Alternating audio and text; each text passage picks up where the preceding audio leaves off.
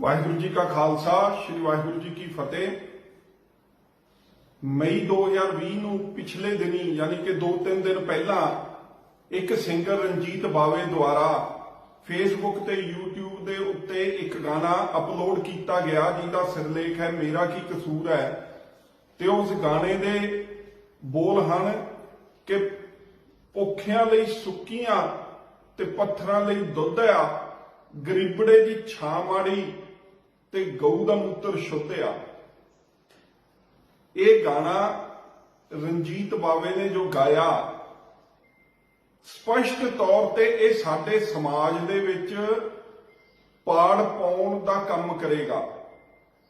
आपदी बहुत ही छोटी बुद्धि दा परिचय रंजीत बावे ने इस गाने ते दिता ते नाल ही साडी धार्मिक भावनावां नूं भी ठेस पहुंचाई है।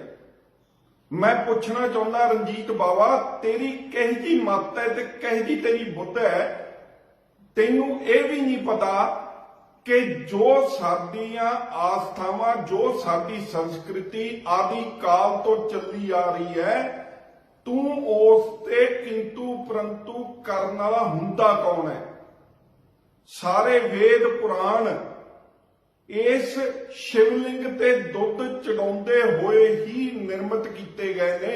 उसे काल दे विच आयुर्वेद जिहदा अज अध्ययन कनेडा अमरीका इंग्लैंड जर्मनी दी सरकारां आपदी भाषा च ट्रांसलेट करके कॉपी करके नवीं नवीं खोजां साडे वेदां दा अध्ययन करते हुए कर रही ने। उस वेदां दी रचना वेले भी उसे शिवलिंग उत्ते दुੱਧ चढ़ाया जाता सी। उस वेले भी गऊ माता दा दुੱਧ नूं गोबर नूं ते मूत्र नूं शुद्ध किया जाता सी।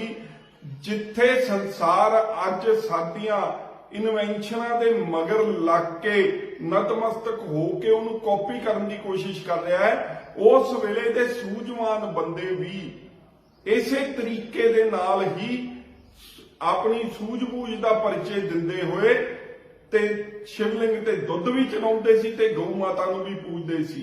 बई तेरा ज्ञान अज वड्डा हो गया, की इन्वेंशन कीती है तू, की समाज नूं देन है तेरी, समाज नूं वंडना तां तू करता। तेरे इस गाने दे विच जो निकल के सामने तत्थ आ रहे ने वो ये आ रहे ने भी अमीर गरीबां दा शोषण कर रहा है। आपदी अकल नूं हथ मार। श्री गुरु ग्रंथ साहिब जी महाराज जी दे विच दर्ज बाणी दे विच भी स्पष्ट तौर पे लिखा होया है महादेव को कहत सदाशिव। उन्होंने शिव नहीं कहा सदाशिव कहा। तां इस तो स्पष्ट होता है कि आदि काल तो सत्य है, वर्तमान च भी सत्य है, सदा है ते भविख च भी सदा ही रहेगा। श्री गुरु ग्रंथ साहिब जी ने अगे गौ पालक श्री कृष्ण जी बारे की कहा है। जरा उस गुरबाणी के सामने भी तू नतमस्तक हो जाता तो तेरी मत खुल जाती, तेरी बुद्ध नूं अकल आ जाती। गुरबाणी कहती है सत साच श्री निवास आद पुरख सदा तू ही, कमल नैन मधुर बैन कोट सैन संग सोभ, कहत मां शोध जी से दही पात खाए जियो। अर्थात वो सत्य है, वो सच है, उसका नाम श्रीनिवास है, वही आद पुरख है, ओदे कमल नैन ने, ओदी बोली बड़ी मधुर है। ते ओ माता यशोदा जी नूं आके कहंदा मां मैं दही ते पात अर्थात चौल खाने हैं। ओ गौपालक ओ गोबिंद मेरा स्वामी जो इन्ना प्रेम गौ माता नूं करदा सी, तू अज उस गौ माता नूं निंदरे। कही जी मत है यार तेरी।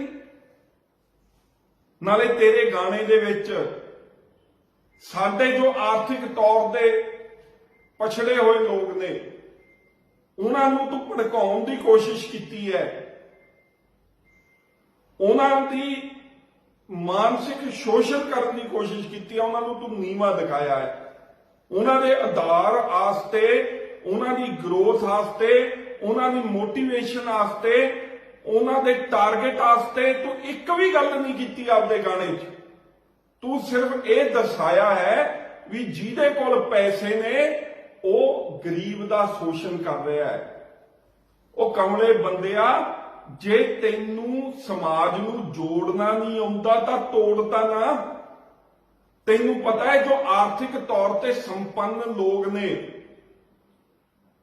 ਉਹ ਸ਼ਿਵ ਭਗਵਾਨ ਦੇ ਚਰਨਾਂ 'ਚ ਨਤਮਸਤਕ ਹੋ ਕੇ ਜਦੋਂ ਦੁੱਧ ਚੜਾਉਂਦੇ ਨੇ ਤੇ ਉਦੋਂ ਉਹ ਸ਼ਿਵ ਭਗਵਾਨ ਤੋਂ ਗਿਆਨ ਲੈਣ ਵਾਸਤੇ ਵੀ ਜਾਂਦੇ ਨੇ, ਉਹਦੇ ਦਰ ਤੇ ਦਾਤਾ ਮੰਗਣ ਵਾਸਤੇ ਵੀ ਨੱਕ ਰਗੜਦੇ ਨੇ। ਮਹਾਦੇਵ ਜੀ ਕੀ ਕਹਿੰਦੇ ਨੇ, ਚਾਹੇ ਤੂੰ ਸ਼ਿਵ ਪੁਰਾਣ ਚੱਕ ਕੇ ਦੇਖ ਲਾ, ਵੀ ਜੇ ਭਾਵ ਨਹੀਂ ਕਿਸੇ 'ਚ ਸੱਚਾ ਭਾਵ ਨਹੀਂ, ਮੈਂ ਉਹਦੀ ਭਗਤੀ ਸਵੀਕਾਰ ਨਹੀਂ ਕਰਨੀ। ਭਾਵੇਂ ਕੁਆਂਟਲ ਚੰਦਨਾਂ ਦੇ ਟਿੱਕੇ ਲਾ ਦੇ, ਕੁਆਂਟਲ ਚੰਦਨ ਡੋਲ ਦੇ, ਭਾਵੇਂ ਤੂੰ ਜਿੰਨਾ ਮਰਜ਼ੀ ਦੁੱਧ ਡੋਲ ਦੇ, ਭਾਵੇਂ ਤੂੰ ਸੋਨਾ ਚੜਾ ਦੇ, ਭਾਵੇਂ ਚਾਂਦੀ ਚੜਾ ਦੇ, ਪਰ ਮੇਰੀ ਕਿਰਪਾ ਉਦੋਂ ਹੀ ਪ੍ਰਾਪਤ ਕਰ ਸਕਦਾ ਹੈ ਮੇਰਾ ਭਗਤ ਜਦੋਂ ਉਹ ਪੂਰੀ ਸ੍ਰਿਸ਼ਟੀ ਦੇ ਭਲਾ ਕਰਨ ਦੇ ਭਾਵ ਦੇ ਨਾਲ ਆਏਗਾ ਅਤੇ ਮੇਰੀ ਭਗਤੀ ਕਰੇਗਾ। ਪੂਰੀ ਸ੍ਰਿਸ਼ਟੀ ਦੇ ਵਿੱਚ ਬਨਸਪਤੀ ਵੀ ਆ ਜਾਂਦੇ ਨੇ, ਜੀਵ ਜੰਤੂ ਵੀ ਆ ਜਾਂਦੇ ਨੇ, ਪਸ਼ੂ ਵੀ ਆ ਜਾਂਦੇ ਨੇ ਤੇ ਮਾਨਵ ਵੀ ਆ ਜਾਂਦਾ ਹੈ।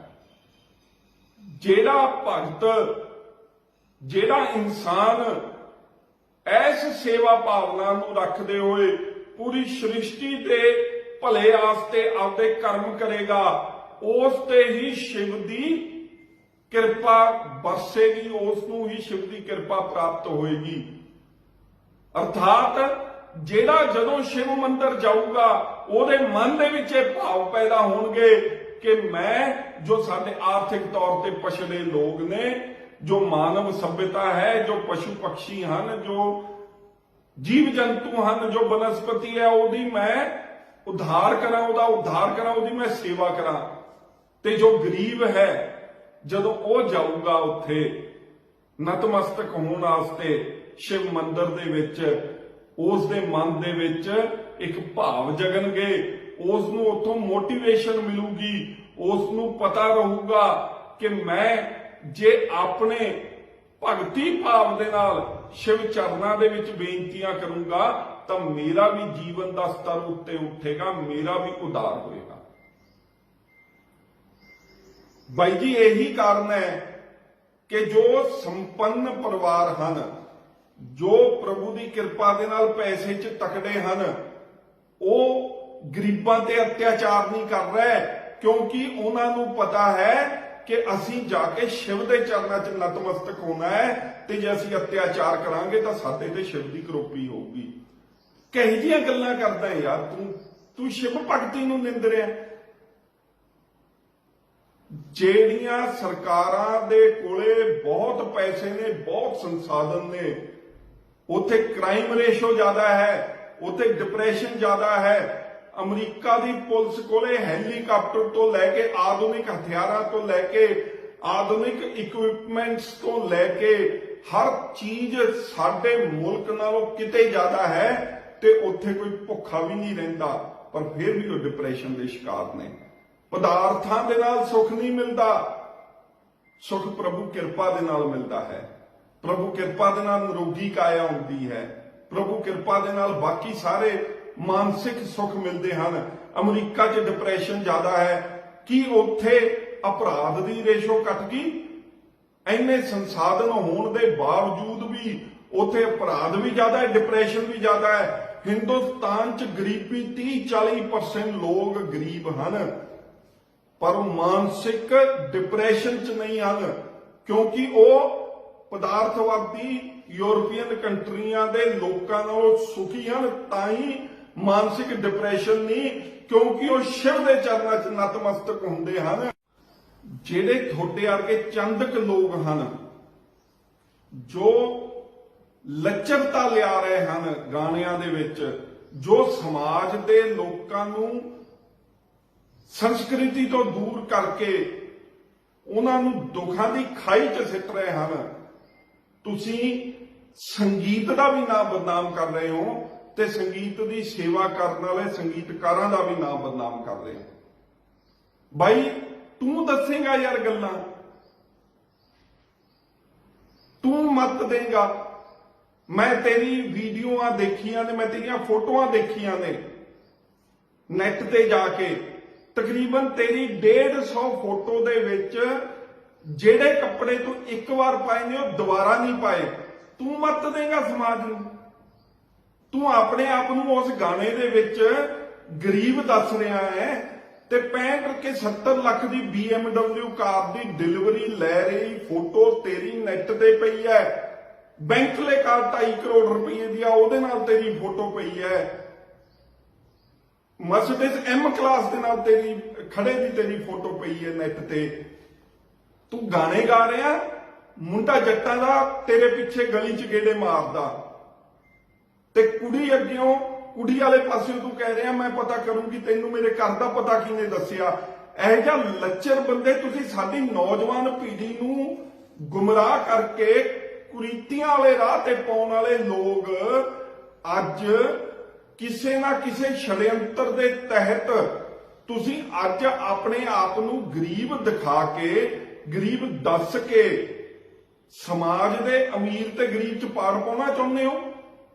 ਬਾਈ ਜੀ ਜਿਹੜੇ ਸੰਪੰਨ ਲੋਕ ਨੇ ਉਹ ਆਪਦਾ ਟੈਕਸ ਦਿੰਦੇ ਨੇ, ਉਹ ਉਸ ਸਰਕਾਰਾਂ ਨੂੰ ਚੁਣਦੇ ਨੇ ਜਿਹੜੀਆਂ ਸਰਕਾਰਾਂ ਸਿਸਟਮ ਬਣਾ ਕੇ ਕਿਸਾਨਾਂ ਤੋਂ ਅਨਾਜ ਖਰੀਦਦੀਆਂ ਨੇ।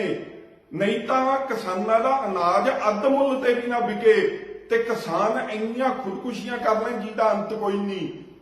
ਇੱਕ ਸਿਸਟਮ ਬਣਦਾ ਹੈ, ਟੈਕਸ ਦੁਆਰਾ ਸਰਕਾਰਾਂ ਚੱਲਦੀਆਂ ਨੇ, ਇੱਕ ਸਿਸਟਮ ਬਣਦਾ ਹੈ। ਫਿਰ ਉਹ ਅਨਾਜ ਕਿਸਾਨਾਂ ਤੋਂ ਖਰੀਦਿਆ ਜਾਂਦਾ ਹੈ, ਫਿਰ ਉਹ ਅਨਾਜ ਡਿਸਟ੍ਰੀਬਿਊਟ ਕੀਤਾ ਜਾਂਦਾ ਹੈ ਮਹਿੰਗੇ ਮੁੱਲ ਤੇ ਖਰੀਦਣ ਤੋਂ ਬਾਅਦ ਸਾਡੇ ਗਰੀਬ ਆਰਥਿਕ ਤੌਰ ਤੇ ਪਛੜੇ ਪਰਿਵਾਰਾਂ ਨੂੰ 2 ਰੁਪਏ ਕਿਲੋ ਆਟਾ, 2 ਰੁਪਏ ਕਿਲੋ ਚੌਲ, ਦਾਲਾਂ ਵੀ ਸਸਤੀਆਂ, ਖਾਣਾ ਬਣਾਉਣ ਵਾਲਾ ਤੇਲ ਘਿਓ ਵੀ ਸਸਤਾ, ਇਹ ਫੇਰ ਵਿਤਰਿਤ ਕੀਤਾ ਜਾਂਦਾ ਹੈ। ਤੂੰ ਅੱਜ ਜੋ ਇੱਕ ਦੂਜੇ ਦੇ ਪੂਰਕ ਬਣੇ ਨੇ ਤੂੰ ਉਹਨਾਂ 'ਚ ਪਾੜ ਪਾ ਰਿਹਾ ਹੈ।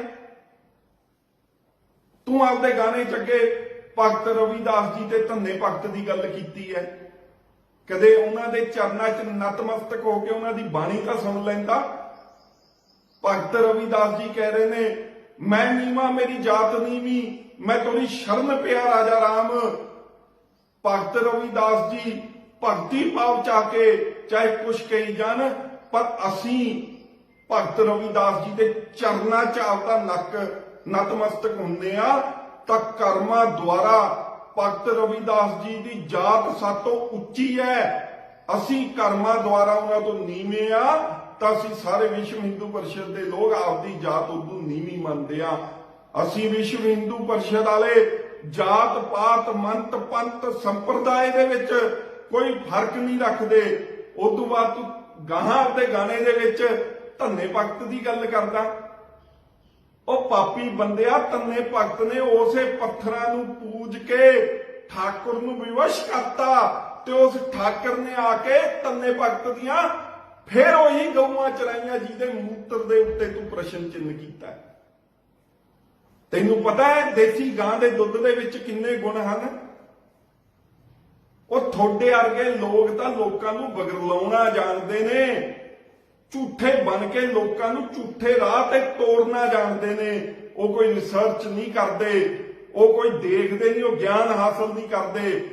ਗਊ ਦੇ ਦੁੱਧ ਦੇ ਵਿੱਚ 0.1 ਲੀਟਰ ਦੁੱਧ ਦੇ ਵਿੱਚ 0.08 ਮਿਲੀਗ੍ਰਾਮ 골ਡ ਕੰਟੈਂਟ ਹੁੰਦੇ ਆ, ਯਾਨੀ ਕਿ ਸਵਰਨ ਹੁੰਦਾ ਹੈ।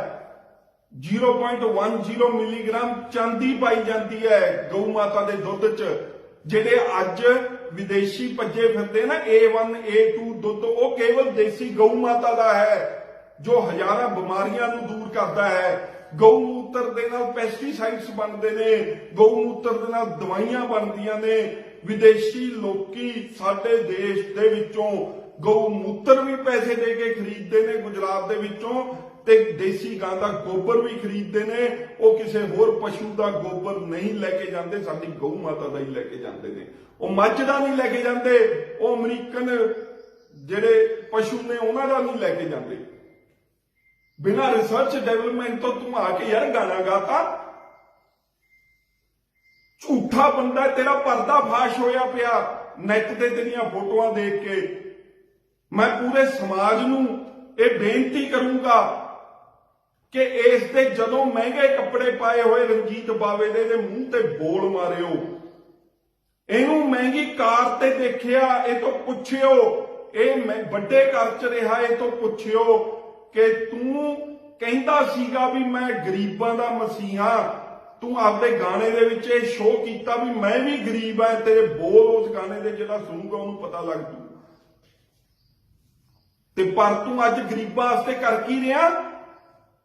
ये तो पुछो, महंगे कपड़े भी पाऊगा, महंगिया कारां च भी चढ़ूगा, महंगे घर भी लऊगा, महंगिया घड़ियां भी एदियां देखियां गईयां ने, महंगे चश्मे भी देखे, इहदे मूंह ते बोल मारियो। इहो जे पापी लोग आपदी रचना द्वारा समाज दे मन बलूंदर दिंदे ने। अज साडा सारियां दा मन बलूंदरिया गया है।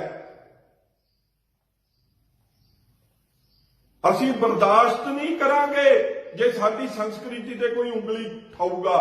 विश्व हिंदू परिषद ने इस दे खिलाफ, रणजीत बावे दे खिलाफ FIR भी कटाई, असीं होर भी कटावांगे। असीं खड़ांगे नहीं, क्योंकि तेरे वर्गे पापी जदों तक साडे देश दे विच हन, सानू दुश्मनां दी लोड़ नहीं। तुसीं साडे घर च ही बड़े बैठे हो। वो सरहदां ते ਜਿਹੜੇ फौजी दिहाड़ी च प्रतिदिन 4 ਤੋਂ ਲੈ ਕੇ 10 शहीद हो रहे हैं, कि उन्होंने भेदभाव किया भी असीं गरीबां दी जान नहीं बचाउणी, गरीबां ते बंब सिੱਟ दो ते असीं तां कल्ले अमीरां नूं बचाउणा है? कि ऐ होया? ते जिहड़ियां सरकार चुनी गई है ना, उस दे विच किसी अमीर ने खड़ा होके ये नहीं कहा भी जिहड़ा गरीब आ उन्हां दी आर्थिक तौर ते मदद ना कीती जावे। एक व्यापारी दिन रात मेहनत करके कई 100 करोड़ रुपया टैक्स दिंदा है, पर उहदी रिटायरमेंट तो बाद गवर्नमेंट उहनूं 1 रुपया भी नहीं दिंदी, उहदी कोई पेंशन नहीं हैगी। वो भी पेंशना मंग सकता है। कित्थे आपां समाज नूं नेड़े लियाउणा, कित्थे गरीबां नूं इह दसना है भी तुसीं अपनी तरक्की किवें कर सकदे हो। अज केवल हिंदुस्तान दे विच 60-65 लाख ड्राइवरां दी लोड़ है। कारपेंटर थुड़ गए, लेबर थुड़ी पई है, स्किल्ड लेबर नहीं हैगी। तू मत देनी है, जे तू उन्हां दा असली हमदर्द है तां अपनी जायदाद दा पैसा उन्हां नूं दे ते उन्हां नूं उत्साहित कर भी वो ड्राइवर बनन, वो वाधू कमाइयां करन, वो देश की तरक्की दे विच योगदान पाउण।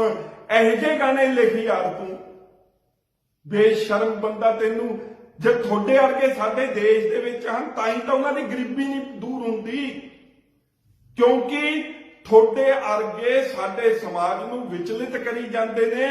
समाज नूं फेर इकट्ठियां रखण वास्ते सरकारां दा खरबा रुपया खर्चा हो जांदा है। देश तरक्की दे राह ते जाके गरीबां दी गरीबी दूर करके उन्हां नूं पदार्थां 'च संपन्न नहीं कर पाउंदा।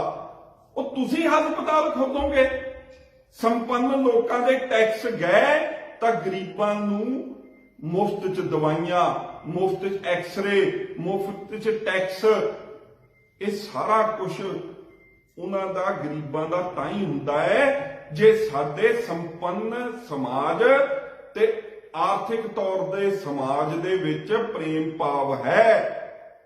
ਨਹੀਂ ਤਾਂ ਸੰਪੰਨ ਸਮਾਜ ਇਸ ਤੇ किंतु परंतु भी कर सकता है भी जिन्हां ने टैक्स नहीं दिता उन्हां दा देख रेख ना कीती जावे। तू अपने गाणियां दे विच यार समाज च दराड़ पा रहे हैं। तुसीं कर की रहे हो? मैं तां गल करूंगा जिहड़े हिंदुस्तान दे विच गायकर ने वो ठल पाउण, जिहड़े साडे जवाकां नूं हथियारां करनी नूं, विदेशी ब्रांडां करनी नूं ते बेफजूल दी जिन्हों कहते आ लीडरी दे पिछे गाने गा गा के साडे समाज नूं ला रहे ने। साडा इह समाज दा, साडे नौजवानां दा ਮਾਨਸਿਕ ਉਤਪੀੜਨ ਕਰ ਰਹੇ ਨੇ ਤੇ ਆਰਥਿਕ ਵੀ। ਜਿਹੜੀ 250 ਰੁਪਏ ਦੀ ਸ਼ਰਟ ਹੈ, 70 ਰੁਪਏ ਦੀ ਐਨਕ ਹੈ, 250 ਵਾਲੀ ਸ਼ਰਟ ਦੇ ਬ੍ਰਾਂਡ ਨੂੰ ਇਹ ਪ੍ਰਮੋਟ ਕਰਕੇ 10-10 ਦੀ ਵਿਕਾਉਂਦੇ ਨੇ। ਜਿਹੜੀ 70 ਰੁਪਏ ਦੀ ਐਨਕ ਹੈ 25-25 ਰੁਪਏ ਚੋਂ ਬ੍ਰਾਂਡਾਂ ਦਾ ਨਾਮ ਲੈ ਕੇ ਸਾਡੇ ਦੇਸ਼ ਨੂੰ ਆਰਥਿਕ ਤੌਰ ਤੇ ਉਤਪੀੜਨ ਕਰ ਰਹੇ ਨੇ। ਤੁਸੀਂ ਆਪਦੇ ਵਿੱਚ ਝਾਤੀ ਮਾਰੋ ਤੇ ਆ ਰਣਜੀਤ ਬਾਵੇ ਵਰਗੇ ਤੇ ਇਹ ਜਿਹੇ ਗਲਤ ਸਿੰਗਰ ਜੋ ਸਮਾਜ ਦੇ ਵਿੱਚ ਵੱਖਰਾਪਨ ਲਿਆ ਰਹੇ ਨੇ, ਦੇਸ਼ ਦਾ ਨੁਕਸਾਨ ਕਰ ਰਹੇ ਨੇ, ਉਹਨਾਂ ਨੂੰ ਰੋਕੋ। ਇਹ ਤੁਹਾਡੀ ਜ਼ਿੰਮੇਵਾਰੀ ਹੈ ਕਿਉਂਕਿ ਇਹ ਤੁਹਾਡੇ ਸਮਾਜ ਦੇ ਲੋਕ ਨੇ।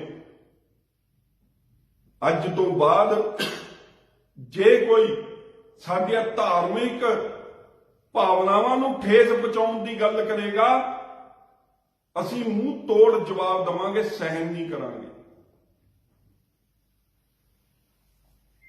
ਗੁਰਬਾਣੀ ਹੋਵੇ, ਵੇਦ ਹੋਣ, ਪੁਰਾਣ ਹੋਣ, ਗੀਤਾ ਹੋਵੇ, ਜੋ ਇਹਨਾਂ 'ਚ ਦੱਸੇ ਸਾਡੇ ਉਧਾਰ ਦੇ ਮਾਰਗ ਨੇ, ਸਾਡਾ ਆਧਾਰ ਕਰਨ ਵਾਲੇ ਮਾਰਗ ਨੇ।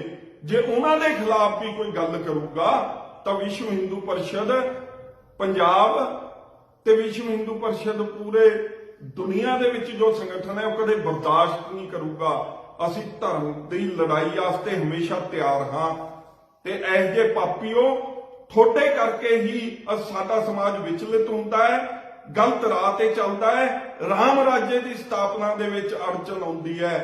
ਮੈਂ ਸਮਾਜ ਨੂੰ ਬੇਨਤੀ ਕਰੂੰਗਾ ਕਿ ਉਹ ਇਹ ਜਿਹੇ ਪਾਪੀ ਲੋਕਾਂ ਦਾ ਮੂੰਹ ਬੰਦ ਕਰਾਉਣ ਵਾਸਤੇ ਹਮੇਸ਼ਾ ਯਤਨਸ਼ੀਲ ਰਹਿਣ ਤੇ ਨੌਜਵਾਨ ਪੀੜ੍ਹੀ ਨੂੰ ਬੇਨਤੀ ਕਰੂੰਗਾ, ਨੌਜਵਾਨ ਪੀੜ੍ਹੀ ਨੂੰ ਕਹੂੰਗਾ ਵੀ ਤੁਸੀਂ ਆਪਣਾ ਤੇ ਗੱਦਾਰ ਪਛਾਣੋ, ਆਪਣਾ ਤੇ ਪਰਾਇਆ ਪਛਾਣੋ, ਆਪਣਾ ਤੇ ਲਾਲਚੀ ਪਛਾਣੋ। ਇਹ ਲਾਲਚੀ ਲੋਕ ਹਨ। ਇਹ ਗੱਲ ਗਿਰਗਟ ਵਾਂਗੂ ਰੰਗ ਬਦਲਦੇ ਨੇ, ਉਵੇਂ ਆਪਣੇ ਬੋਲ ਬਦਲਦੇ ਨੇ, ਉਵੇਂ ਆਪਣੇ ਗਾਣੇ ਬਦਲਦੇ ਨੇ। ਕੇਵਲ ਤੇ ਕੇਵਲ ਮਾਇਆ ਹੀ ਇਹਨਾਂ ਦਾ ਪ੍ਰਥਮ ਤੇ ਆਖਰੀ ਲਕਸ਼ ਹੈ।